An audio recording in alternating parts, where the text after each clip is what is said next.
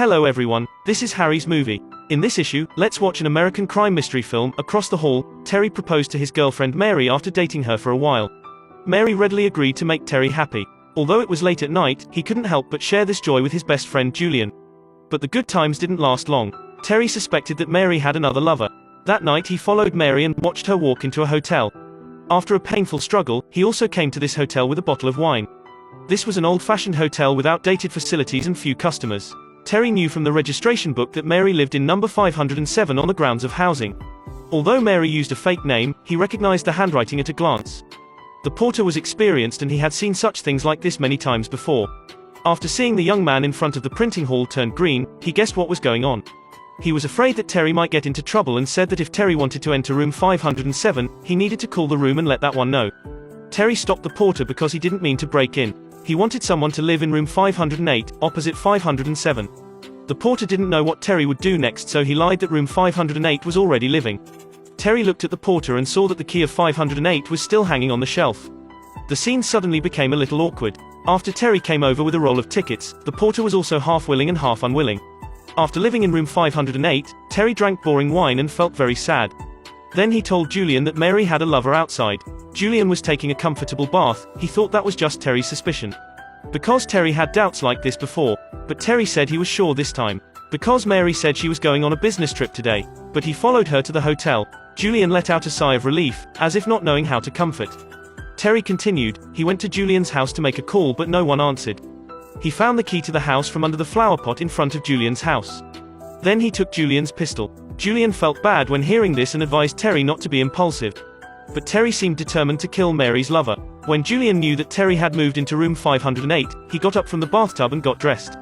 He asked Terry to stay in the room, not moving, and wait for him to go there.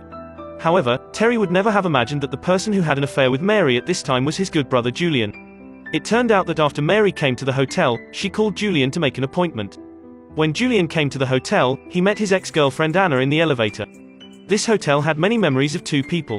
Julian thought Anna had an unforgettable relationship with him, but Anna said she was only on business and she chose to stay in luxury hotels and couldn't be reimbursed. When Anna got off the elevator, Julian noticed the keycard and knew she lived in room 304. When Julian came to the hotel, Terry just went to his place to steal a gun. So Terry didn't know who Mary was having an affair with. Julian woke Mary up and even shouted it was bad. Mary was a little flustered and wanted to call Terry to talk. Julian immediately grabbed the phone to stop her. Terry now had a gun in his hand. If he knew that his best friend and his beloved girlfriend betrayed him, he was afraid they would die on the spot. What Julian had to do now was find a way to leave the hotel without being discovered by Terry. The free fall of the room on the 5th floor was not working. Just when he was utterly exhausted, he received a call from Terry urging him. At the same time, the porter knocked on 507's door. It turns out that Terry ordered a bottle of wine for Mary's room. He wanted to see who Mary's lover was when he opened the room. Julian hurriedly covered the trap and asked Mary to open the door. And he hid in the bathroom and kept talking with Terry. When Mary opened the door, the porter said that the wine had been paid.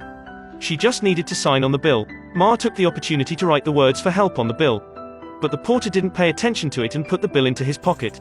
After the call between Julian and Terry was over, he washed his hands and threw the phone on the bed. After a while, he thought of a way to leave the room. He used the room phone to call Terry's room. When Terry left the door to answer the phone, Julian hurriedly slipped out of the room to the elevator entrance. The elevator came in slowly, so he walked through the stairs. After Terry heard the closing of the door, he observed that the party was strange. He ran out of the room and chased after the stairs. Julian hurriedly hid by the wall and was not found. At this time, Terry heard the sound of the elevator and hurried back, but there was no one in the elevator.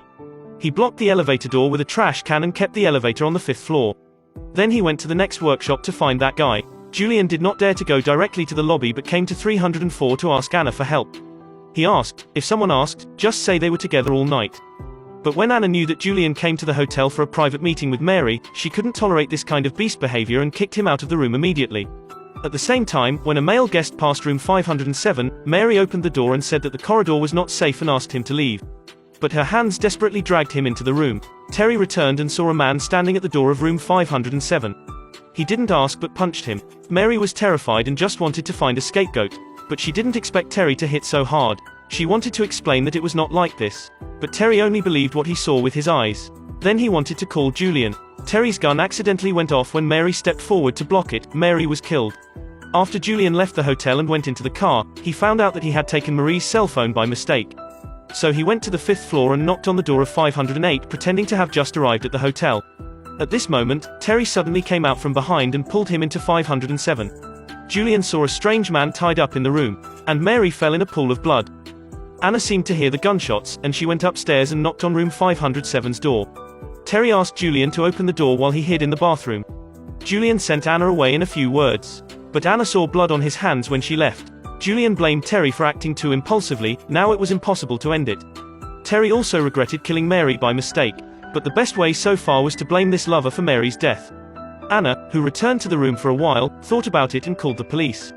Julian here said he couldn't frame innocent people. Terry asked Julian to tell him why this man was innocent. Julian consciously said that he just wanted to explain, only to see Terry raise the gun at the man. Julian hurriedly held the gun to block. Terry took advantage of the situation and stuffed the gun, letting Julian help him kill this person to relieve his hatred. Of course, Julian didn't want to carry the murder case on his back. Suddenly he saw his phone on the ground. So he sat on the edge of the bed and quietly kicked the phone under the bed. Terry gradually recovered his senses and decided to take responsibility for his actions. In order not to let his friend get involved in this, he wouldn't tell that Julian had been here. Then he wiped off the fingerprints that Julian had left on the gun. Seeing that Julian's clothes were stained with blood, he said that he went to the workshop at the end of the corridor to help Julian find clean clothes. After Terry left the room, Julian quickly checked the message on the phone. His face changed a lot after listening to the message. It turned out that Terry didn't know what to do after killing Mary by mistake, so he called Julian. When he saw Julian's phone ringing on Mary's bed, only then did he realize that forgiveness was painted by a good friend. Terry, who knew the truth, was in pain, but he soon thought of a way of revenge. He left such a message to Julian on his phone. I know you had a bad night. I have not been able to contact you, nor can I find your home. I am worried.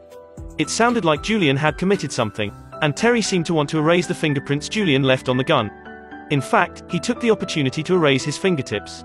And this gun originally was Julian's. And Julian stayed with Mary all night. There were traces of him everywhere in the room. This murder suspect was unclear. At the same time, the porter found that Mary had written the words help and wanted to check it out in the room. As a result, he ran into the blood-stained Terry in the elevator.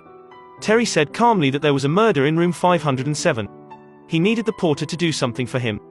Otherwise, no one could get rid of the responsibility, because the room number was revealed to him by the porter. Moreover, the porter received his money. Everyone was standing in the same boat. When Julian was about to leave the hotel, he heard that the police had arrived. So he went to Anna for help. Anna saw his hands full of blood and did not dare to open the door. When Julian wanted to run again, there was no chance. The porter gave false testimony to the police for self-protection that no one had ever lived in room 508.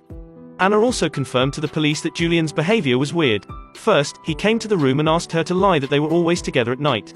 Then he ran to her door with bloodstains. This time Terry put on the staff uniform and walked out of the hotel with his victory. And the porter burned the bill with Mary's distress message. You shouldn't covet your friend's wife. The ancients don't deceive me. Okay, this is the end of this issue. Friends who like it, don't forget to like and subscribe. Thanks for watching, see you next time.